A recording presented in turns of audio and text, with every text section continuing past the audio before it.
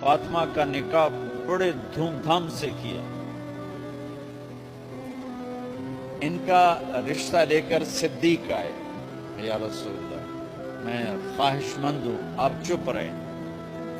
پھر حضرت عمر بعد میں گئے. یا رسول اللہ میں خواہش مند ہوں، آپ چپ رہے.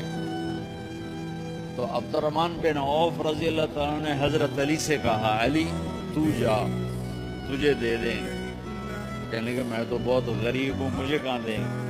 حضرت علی کا ذاتی گھر بھی نہیں تھا، کسی سے ایک کوٹھا مانگ کے اس میں رہ رہے تھے مدینہ. کہنے تو جا جا. تو یہ مسجد میں پہنچے، اللہ کے نبی کو دیکھا تو ایسا روب طاری ہوا کہ بولے ہی کچھ نہیں. اللہ کے نبی کو تو پتا ہے کہ کیا ہے اور کس لیے ہے. آپ نے کہا علی کیسے آئے؟ چپ. کہا لگتا ہے فاطمہ کے رشتے کے لیے آئے ہو؟ جی ہاں. تو ہمیں کہا انشاءاللہ. اتنا کہا انشاءاللہ. چپ ہو. تو حضرت علی چپ کر کے اٹھ کے باہر آ گئے. صحابہ باہر کھڑے ہوئے تھے. کہنے لگے یار دیکھا نا، میں تمہیں پہلے ہی کہتا تھا مجھے نہ بھیجو، انکار ہو گیا. بولے ہی کچھ نہیں. حضرت عبد الرحمن بن عوف کہنے لگے جنہوں نے بھیجا تھا کچھ تو کہا ہوگا، کہ بس انشاءاللہ کہا. کہا تو اللہ کے بندے ہاں ہو گئی. نبی کی انشاءاللہ ہاں ہوتی ہے، یہ ہاں کیوں نہیں کی؟ سبحان اللہ، اللہ اکبر. یہ ہاں کیوں نہیں کی؟ گھر گئے. فاطمہ علی کا رشتہ آیا ہے کر دوں، اس لیے ہاں نہیں کی.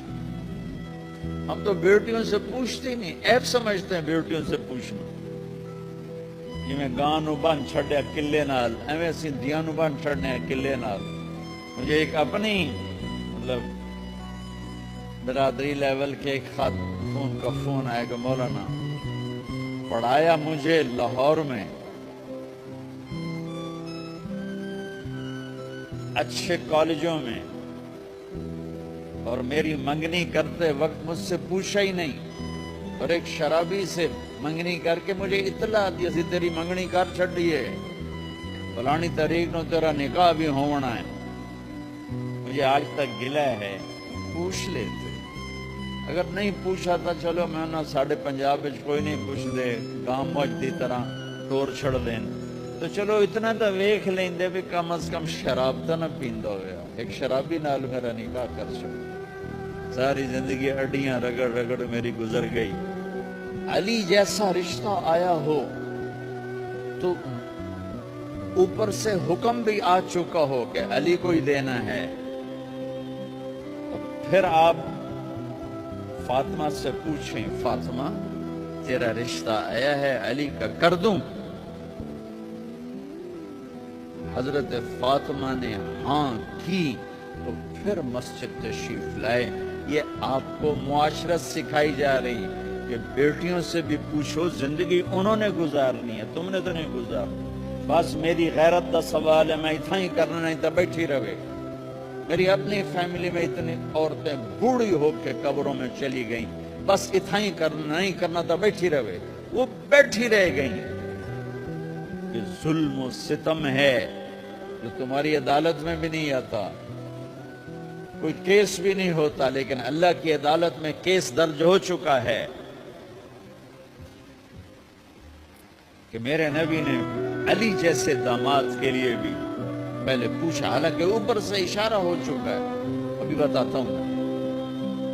فاطمہ بیٹی علی کا رشتہ ہے کر دوں؟ انہوں نے کہا کر دیں. پھر کہا بلاؤ. پھر علی آئے. علی جمع کرو لوگوں. مسجد ساری بھر گئی. آپ ممبر پر تشریف فرما ہو. حضرت علی کو ایسے سامنے بٹھایا. لوگوں مجھے جبریل اللہ کی طرف سے پیغام دینے آئے ہیں کہ میں اپنی بیٹی فاطمہ کا نکاح علی کے ساتھ کر دوں.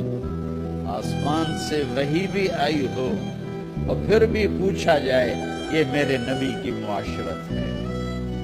ہم تو پوچھنا عیب سمجھتے، اسے ذلت سمجھتے.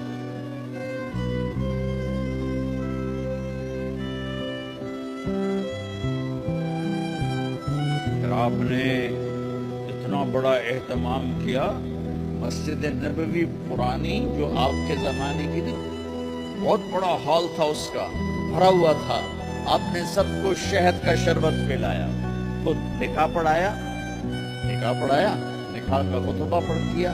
پھر کہا علی میں نے فاطمہ بنت محمد کو 400 درم مہر کے عوض تمہارے نکاح میں دیا، تو نے قبول کیا؟ انہوں نے کہا جی میں نے قبول کیا، اور سجدے میں چلے گئے اور زور سے دعا مانگی.